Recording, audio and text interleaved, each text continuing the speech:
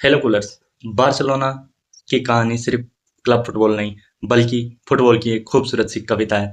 तो आज हम बनाने जा रहे हैं बारसा की ग्रेटेस्ट 11, जिसमें हर खिलाड़ी ने फुटबॉल को अपनी कला और पैशन से एक नया रूप दिया। तो चलिए शुरू करते हैं बार्सिलोना की ग्रेटेस्ट 11 ऑफ ऑल टाइम की लाइनअप फॉर्मेशन 4-3-3। इसी प्ले स्टाइल में हम लीजेंड्स को प्लेस करेंगे।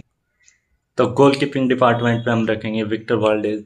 3 बार चैंपियंस लीग जीती थी, बहुत ही अच्छे गोल सेवर थे और बॉल के साथ भी अच्छे थे, जो अच्छे से टिकी टाका गेम प्ले में अपना हिस्सा दे सकते थे।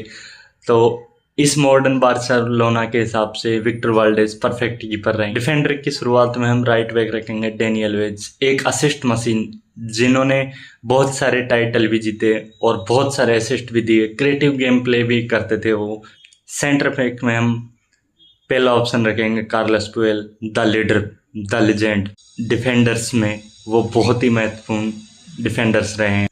दूसरे सेंटर बैक रखेंगे हम जेरार्ड पीके, मॉडर्न बारसा स्टाइल का डिफेंडर का सिंबल, जो बहुत ही लंबे समय तक कंसिस्टेंट रहे, चैंपियंस लीग भी जीती। लेफ्ट बैक इलाके में रखेंगे हम जोर्डी अल्बा, जो अपने क्रॉसिंग, ओवरलैपिंग रन और लिंक अप प्ले के लिए माहिर थे। अब चलते हैं मिडफील्ड की तरफ। तो मिडफील्ड में सबसे पहले डिफेंसिव मिडफील्ड, जहां पर कोई डाउट ही नहीं होना चाहिए किसी भी बार्सिलोना फैन को जिन्होंने सर्जियो बुस्केट को देखा है, तो और डिफेंसिव मिडफील्डर के बारे में वो सोच भी नहीं सकता। तो सबसे पहले हम रखेंगे सर्जियो बुस्केट। फिर सेंटर मिडफील्ड में रखेंगे जेवी हर्नांडेज, जो अपनी टिकी टाका स्टाइल में अनलिमिटेड पासिंग स्किल्स और ओवरलैपिंग रन, इनसाइड चैनल्स में रन बना के बहुत ही क्रूशल गोल स्कोर करते रहे हैं। दूसरे मिडफील्डर हम रखेंगे आंड्रेस इनिएस्टा, द प्योर मैजिशियन।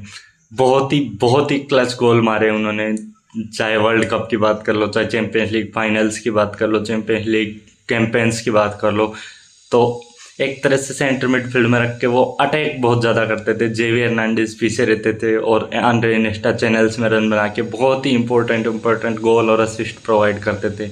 और उनकी फीट से बॉल जब निकलती थी तो ऐसा लगता था जैसे मैजिक की बात करें तो हम सबसे पहले लेफ्ट विंग में रखेंगे रोनाल्डिनियो को, जिन्होंने कैंप नाउ को फिर से वो मैजिक नाइट्स दी और अपनी स्किल्स से बैलन डोर भी जीता 2005 वाला, और चैंपियंस लीग जिताने में बहुत ही अहम किरदार निभाया था बार्सिलोना को।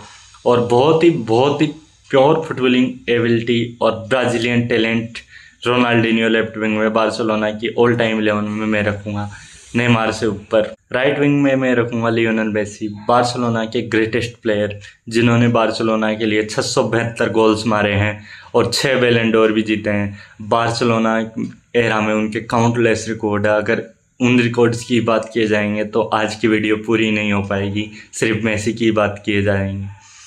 अब सेंटर फॉरवर्ड की पोजीशन, जिसमें मेरे सामने बहुत सारे नाम थे, लेकिन फिर भी मैं रखूँगा सैमुएल एटो। बार्सिलोना के ट्रिपल विनिंग सीजन्स में बहुत ही इंपॉर्टेंट गोल्स मारे थे। हालांकि ट्रिपल विनिंग सीजन्स में सुआरेज ने भी गोल मारे थे, लेकिन फिर भी मैं back to back Champions League finals scorer Samuel Eto'o को, जो कि फिनिशिंग के लिए जाने जाते थे, उनको रखूँगा अपने सेंटर फॉरवर्ड पोजीशन में। तो ये थी मेरी बार्सिलोना की ग्रेटेस्ट 11 ऑफ ऑल टाइम। आपको क्या लगता है, इस 11 में किसी और प्लेयर्स का नाम भी हो सकता था किसी प्लेयर की जगह? अगर आपको ऐसा लगता है कि कोई प्लेयर किसी प्लेयर को रिप्लेस कर सकता है तो कमेंट सेक्शन में बताइए।